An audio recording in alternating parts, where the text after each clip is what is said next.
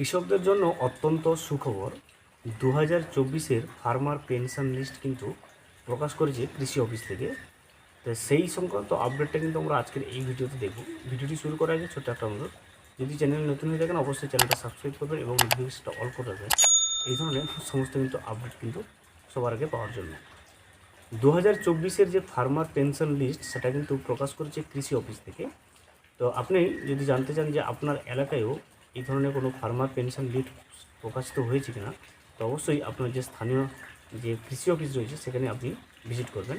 তাহলে কিন্তু আপনি জানতে পারবেন যে আপনার এলাকায় ফার্মার পেনশন লিস্টটা প্রকাশিত হয়েছে কিনা।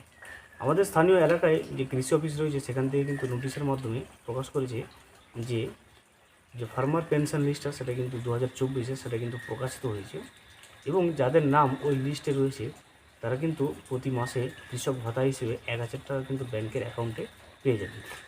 লিস্টে থাকা যে সমস্ত কৃষক বেঁচে নেই, যারা মৃত অবস্থায় রয়েছে, সেক্ষেত্রে কিন্তু তাদের স্ত্রী কিন্তু তারাও কিন্তু সেই 1000 টাকাটা কিন্তু তাদের ব্যাংক অ্যাকাউন্টে পাবে।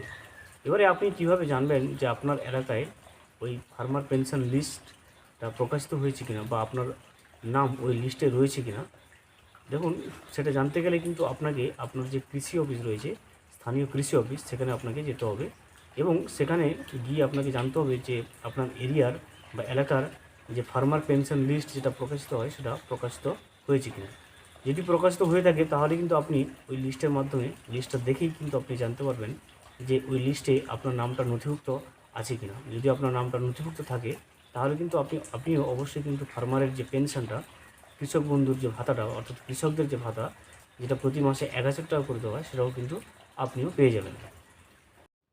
Thank you for watching. Please subscribe the channel and press the bell icon.